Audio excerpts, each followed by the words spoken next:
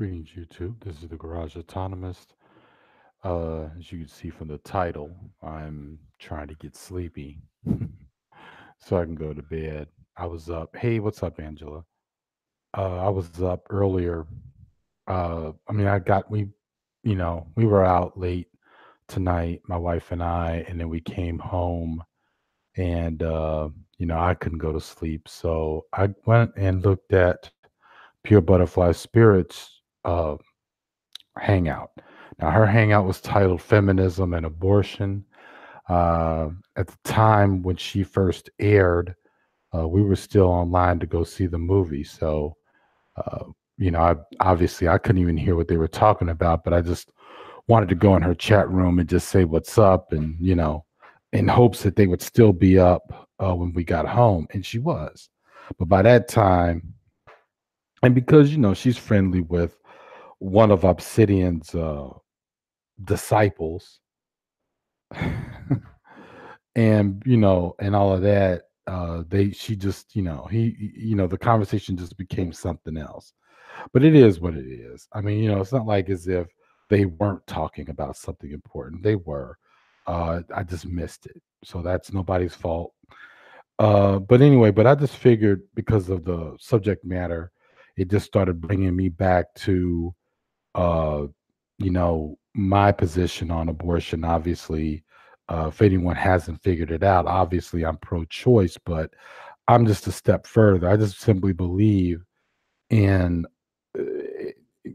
in not only just pro-choice, but that a woman should have the full right to do what she wants with her body. We know when we talk about the fetus, we know that it is not a life. It has been proven over and over again by science and data. I don't think that I should have to insult anyone's intelligence by posting that information in the low bar of this chat. I mean, of this live stream when I'm done. But if you want, I'll do it. I'm already going to be posting some links. Um, Probably the reason why people have been thinking about abortion lately is because we know that back not very long after Trump had gotten into office, but I'd say it was like really the spring of 2017. He had signed or reinstated the gag rule. Now, the gag rule applies to international health organizations, but also domestic organizations, which were actually, this rule was created by under the Reagan administration. It was simply to restrict funding to any organization if it gave abortions to women of a certain age, or if it even tried to promote abortion, that kind of thing. Um, and it does, and it does a lot more than that. Another reason why everybody's talking about it is because obviously, um, Kavanaugh was confirmed uh, as a justice, and what people are worried about now, looking at the number of appointed, uh, of appointed right wingers on the Supreme Court, that there's a possibility that Roe v. Wade could be overturned. Now, there is an article, and I'm gonna put that link in the low bar on how the Supreme Court shaped by the Trump administration could restrict access to abortion. The point or the gist of the article is really more about it can't really overturn Roe v. Wade, or overrule it rather, but what it could do is restrict it. The thing is that you got to understand abortion rights have been chipped away at since the Reagan administration. All right. And it wasn't exactly defended or reversed in any way, shape, or form under the Clinton administration, nor the Obama administration. One thing that has definitely been in effect is that abortion has lost its access and its affordability to working class and poor women, i.e., women of color, younger women. And you got to understand that before the Roe v. Wade ruling, women were, as we knew, if they were pregnant. And I'm not even going to be unfair here and need to give the worst, example of why a woman should get an abortion. I'm going to be fair and say, what if she just simply wants to fucking do it? How about that? Or just simply chooses that she just needs to do it. So I'm not going to go into the whole rape scenarios or incest scenarios and none of that bullshit because that's just too easy. How about she just can't afford it? You know, since we live under patriarchy and the idea that every time a woman is pregnant or gets pregnant, she should always be the main caretaker of a child, but we men at any given fucking time, um, we if anybody has a choice, it's us. We have the choice to be fathers if we want to be fathers. Uh, or whatever. And 9 times out of 10, I mean, let's be honest, man, all these dudes that you always got to hear these these rare guys coming out of the woodwork, usually around the time when abortion rights are fought for or things like this are happening and it winds up spilling into the streets, right? The debate you always got to get these one or two guys that come out of everywhere, but the cameras love to play them up, where it's like, oh, my girlfriend or wife got pregnant. She went and had an abortion without me knowing about it. I was so devastated. And it's like, well, sir, where's your wife or your girlfriend now? Oh, I broke up with her. Yeah, well, you probably most likely going to break up with her anyway once you realized how much fucking responsibility a kid is. I mean, I don't want to fucking hear it, man. I'm a dude. I know exactly how other fucking dudes think. That's the reason why I'm basically just a target in terms of why I'm hated and I'm called all these little retarded ass names that I don't I ignore. I don't give a flying fuck what people call me. Especially when the names they call me are fucking childish as fuck. Um but this is the reason why, because they really hate dudes, the manosphere, any of these guys, man, that hate women, that are reactionary in their politics when it comes to gender. They hate dudes like me because we are dudes. We know how dudes are. We know how they think. And they fucking hate that. That's the reason why when you are labeled as a traitor, you are going to be on the outside. And they can talk all this shit about we'll debate and all this shit, but the reality is they know they can't. They know they wouldn't, and they know they can't. And every time I do wind up saying, and I stopped doing this a while back, yeah, I'll debate you. Then it's like, oh, I don't want to do it. So now I just simply say, yeah, I wouldn't want to debate you anyway, man, because y'all don't even know what that looks like. Y'all don't even know how to debate. Anyway, I'm going off on a tangent. Let me go back to the main thing here. So, how does a black male come to being more, pro-choice or pro-abortion or what have you? Growing up in the community that I grew up, I mean, it was this is even before I became an atheist. They really started like everything else. I was an activist. So back in 1992, when the Republican convention happened in Houston, Texas, uh, when the yeah, when the Republican convention came to Houston, Texas, right? You had a movement, one of these, short term coalitions, sorry, called Operation Rescue. And Operation Rescue consisted of a lot of churches, religious organizations, grassroots organizations that were right wing. And the idea was that they were going to go to abortion clinics and stop women from going into the clinics. Now you got to understand that amongst this group of people, right? They normally breed an even more extreme element. And we've seen throughout history, we have a history of this as proof, definitely, of people who have gotten guns and have shot and murdered, doctors who perform the abortion procedure.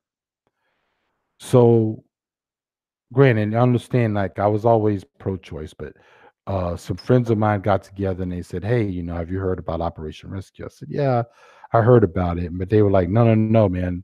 Like, you gotta understand these people who are anti-abortion are actually gonna come to the clinic." And I was like, "Wait a minute.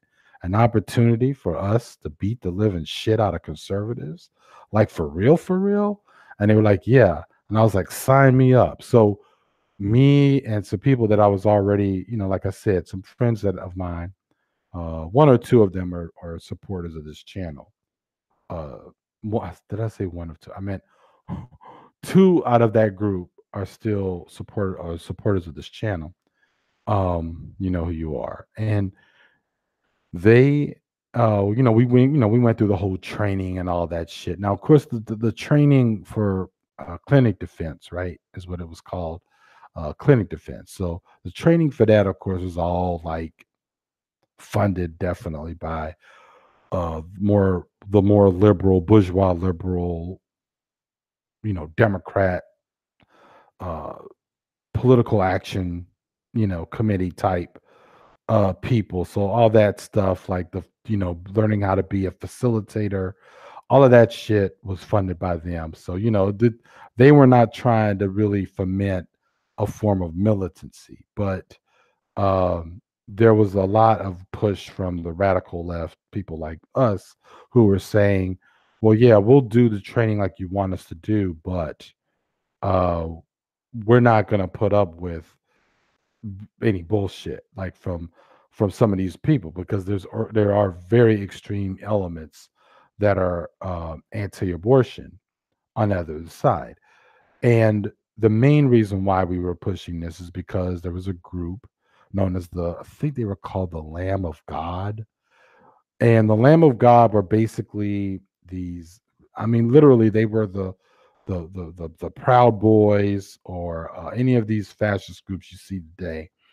They were, they were the prototype of these people back in those days. A lot of ex skinheads, just big bulky thug like dudes that would be high on fucking methamphetamine, haven't eaten in 5 days type of shit, sitting in a van traveling from town to town so that they can physically stop people from getting into abortion clinics. Well, they were definitely coming to Houston, and they came in like 8 vans. Now most of the shit of they started, we started making trailer, like not trailer, I think we were calling them, oh yeah, ghosting, campaigns. So you would get in a car and try to locate the vans and stuff like that. And anyway, long story short, the point is that finally, when the Republican convention started or came to the city, came to Houston, it was like 2 weekends of just utter like chaos at these clinics. I shouldn't say chaos, but I'm just saying, like, game on. Like, these people were definitely they would be real secretive about which clinics they were going to hit.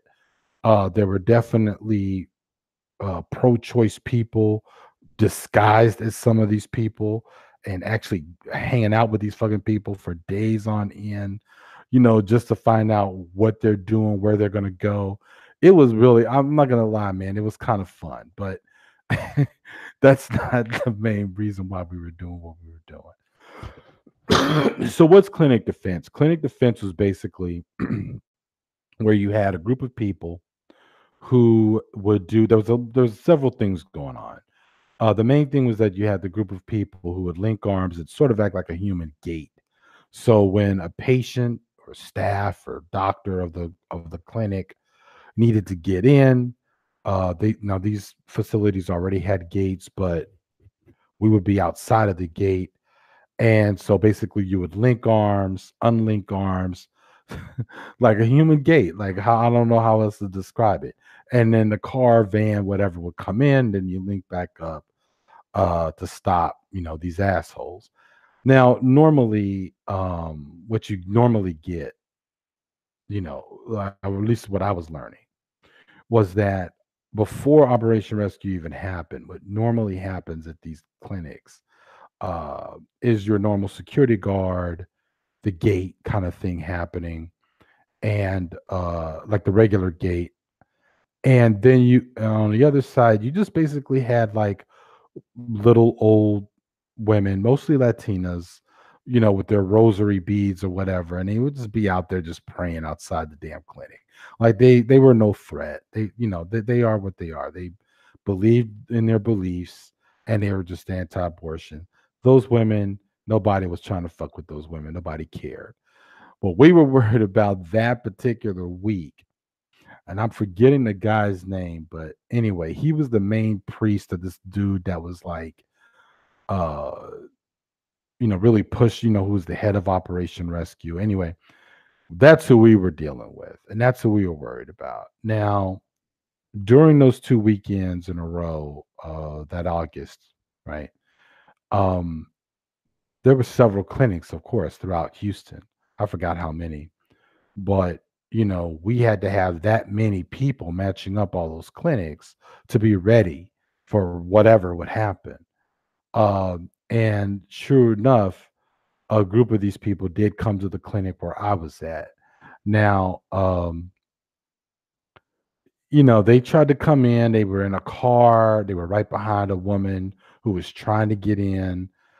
And these motherfuckers were literally trying to ram her car from behind. I don't know how you're stopping her. She's trying to get into the clinic.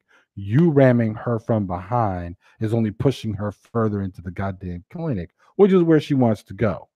So we actually had to unlink arms like the human gate that we were supposed to be, right? So this way the security guard of the clinic would then open the real gate to let this patient in. That's when all hell broke loose because those motherfuckers behind this woman immediately run out the van and then they start running. Um, and basically it's just like, you're like the defensive line in a football game. I mean, that's basically what you're doing, man. You just at that point, they're coming at you, you're coming at them. And it's really just a matter of who's going to hit the ground first. So that's basically what clinic defense was. Now, here are some of the, going back to the what I'm really supposed to be talking about, the political shit. Here's some of the things that I can't wait to tell y'all. One, the majority of the patients that came into this clinic, and granted, the neighborhood that we were in was definitely a Black and Latino neighborhood. Majority of the patients who needed to come in there were all mostly white, and they were very young. Um, you know, maybe one woman I think was probably in her 40s or something like that. But the majority of the patients were mostly white, younger women, and they were with their parents or an adult anyway.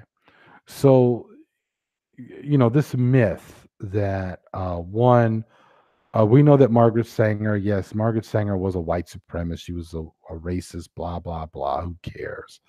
The point is that abortion has never been set up. The abortion clinics, if they wind up being in mostly Black and Latino neighborhoods, it's because that's all they can afford to be able to operate. That's number one. Number two, they usually try to be in secluded areas.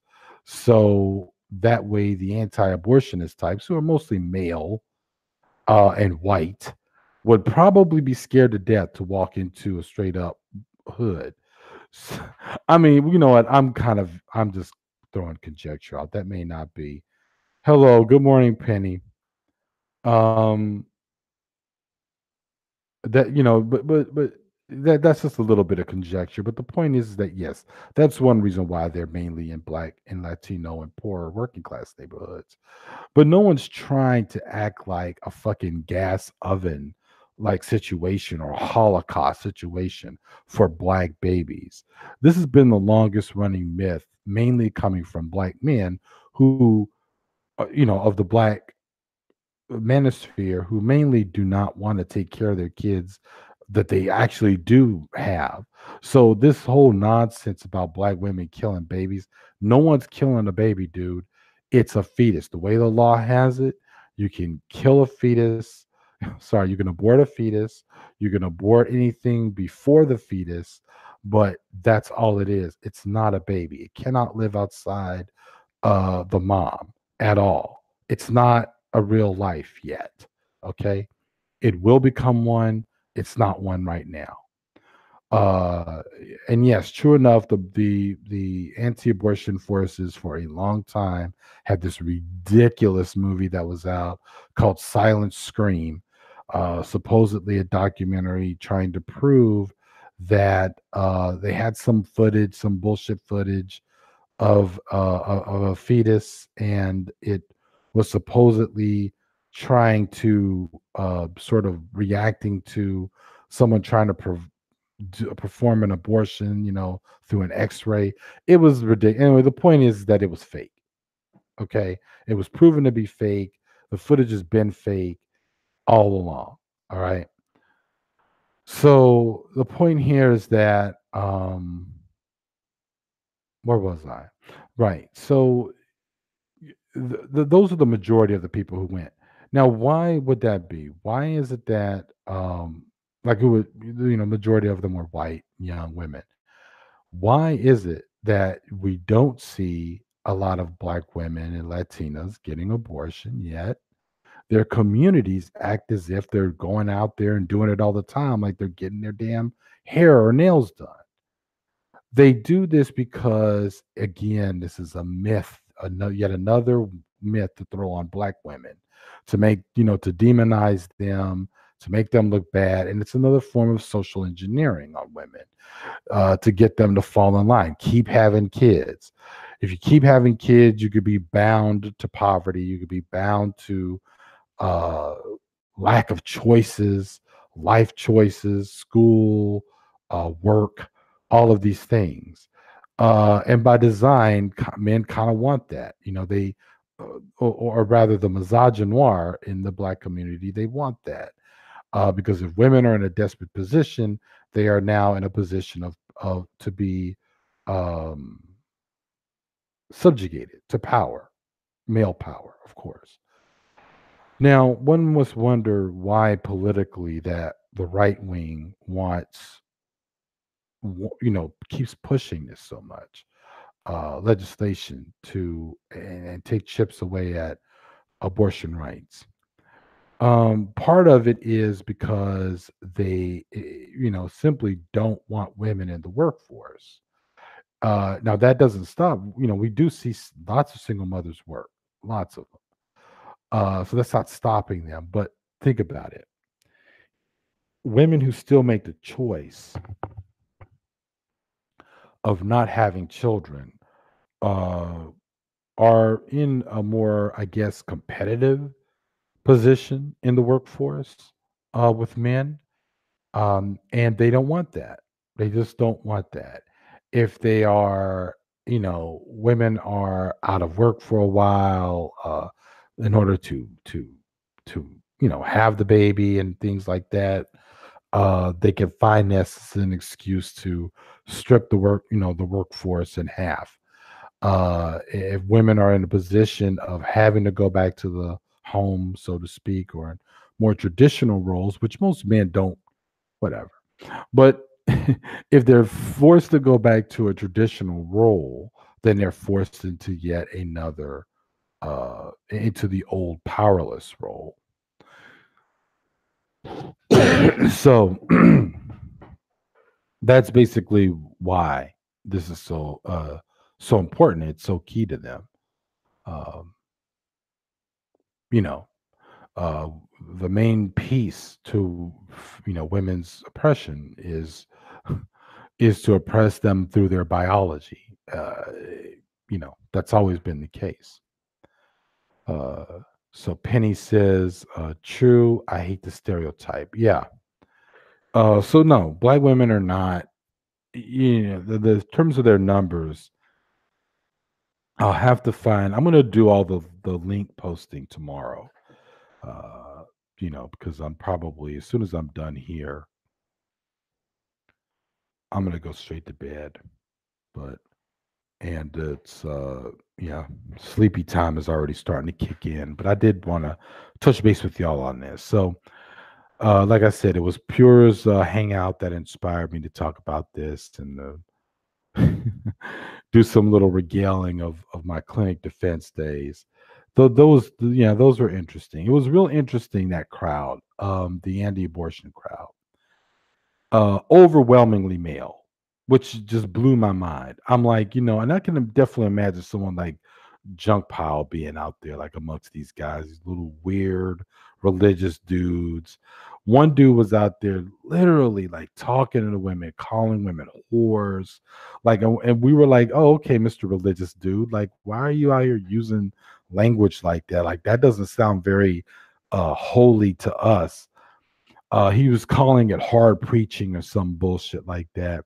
Oh man, that day when they finally did breach the gate, oh man, it was fun just getting some licks in on that dude once he fell. But anyway,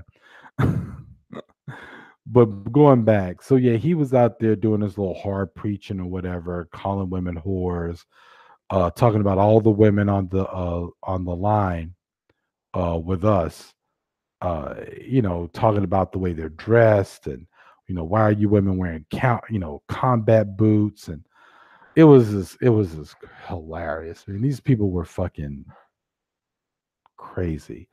But of course, it's serious business when you've got some of them running around with guns, uh, killing doctors, even killing patients. I mean, shooting the patients. So it was needed. Clinic defense was definitely needed. It's probably going to be needed now. Going back to the whole legislation, sorry, I have this article. I'm going to post the link. It's from the New York Times, and I brought it up before. But they give you like several scenarios about what would happen once Kavanaugh, the two Trump appointees, Garush or Kavanaugh, what would happen in terms of Roe v. Wade, uh, under these guys. And definitely, I believe that I do agree that I don't know. I'm still a little cynical that it will just be a chipping away. It's going to be a chipping away, and ultimately may run into an overturn of Roe v. Wade. That's what I think.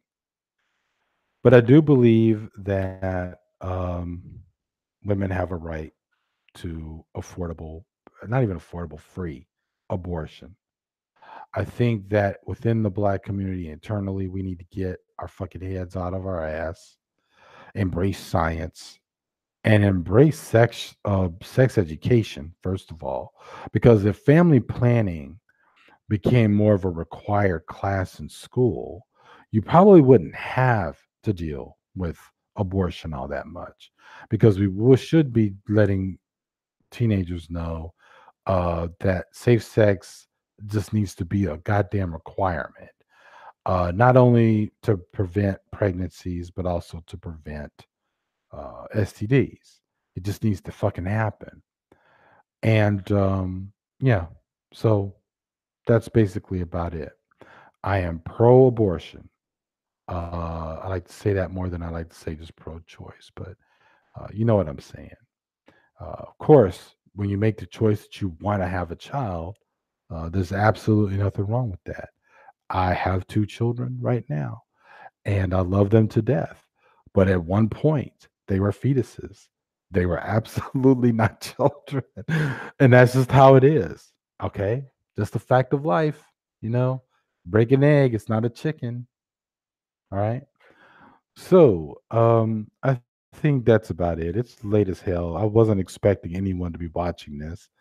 But I'm making it short so you guys could do the playback and have a pleasurable playback. Because the shorter the playback is, the more people actually will listen and watch. The only other thing I want to bring up is yes, Teresa Sue Klein is a Brooklyn woman, and look up her story. This is a woman who accused a 9-year-old black boy that he had grabbed her ass. Video footage in a corner store. They're calling her corner store Caroline. Of course, the video footage in the store showed that it was his backpack that had brushed up against her butt.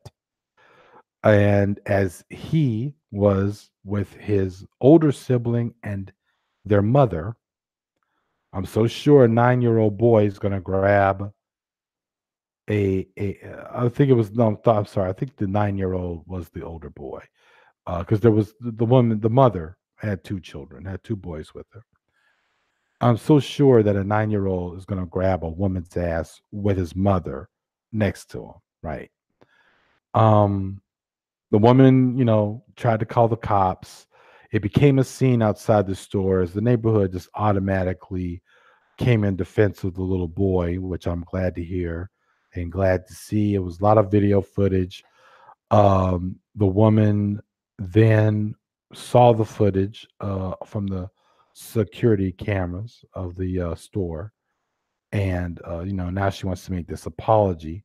She got doxxed, and her personal information, phone number, all that shit. Once again, y'all, Twitter, do not fuck with Twitter for real. Ah, God, I just love Twitter. But she got doxxed and her information got put out there. And who knows what the end result of that will be. But so far, she's been silent. She doesn't want to talk to anybody. She wasn't so silent on the day that she tried to call a cop on a 9-year-old boy. But, don't be shocked, y'all. Yes, it happened here in New York City. People love that ridiculous stereotype. New York City is so liberal, but it's not. That's complete and utter bullshit. It's not. All right, so I think that's it. That's the only other topic that I wanted to talk about. I will see you all. Maybe I might do a live stream tomorrow, maybe in the afternoon. We'll see. But that's it. All right. Peace. This is the Garage Autonomist.